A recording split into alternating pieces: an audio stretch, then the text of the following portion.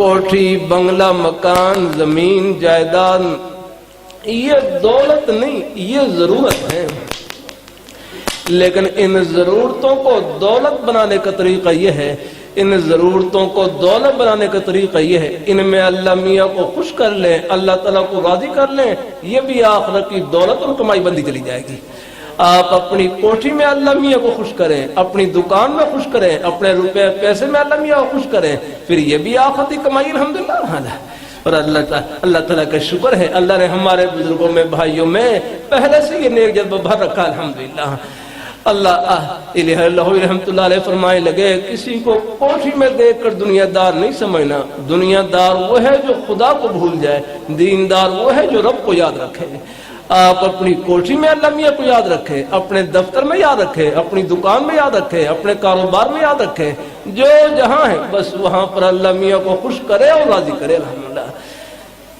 اللہ تعالیٰ سب کو اللہ اپنی بارگاہ میں قبول فرمائے، اللہ ہم سب کو اللہ اپنے ایمان پہ قائم رکھے، اللہ اپنے دین پہ قائم رکھے۔ تو میرا کر رہا تھا ایک بھائی کی اولاد نہیں تھی تو ان کی گھر والی کو زیادہ پریشان، تو وہ اپنی گھر والی کو بڑے اچھے انداز سے تسلی دینے لگے کہ اللہ تعالیٰ نے اولاد کے اعتبار سے 4 صورتیں بیان کی۔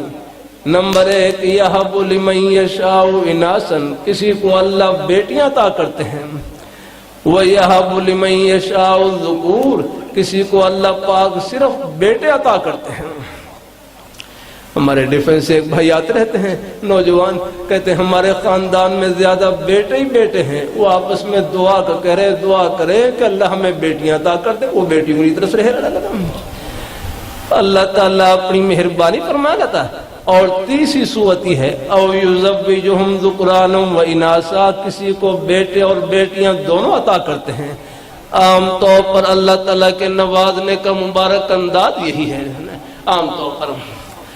اور چوتھی صورت یہ ہے او یزوجہم ذکرانا و یجعل من یشاء عقیما، کسی کو اللہ تعالیٰ بانجھ بغیر اولاد کے بھی رکھتے ہیں۔ چوتھی صورت ہے کسی کو اللہ تعالیٰ بغیر اولاد کے بھی رکھتے ہیں۔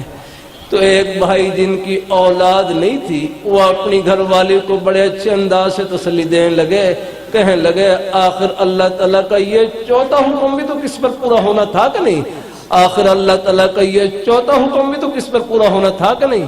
اللہ تعالیٰ نے اس حکم کو پورا کرنے کے لیے ہمارے گھر کو چن لیا، ہم اللہ تعالیٰ کی اس رضا میں راضی ہیں الحمدللہ۔ کیسی پیاری بات کی۔ ہاں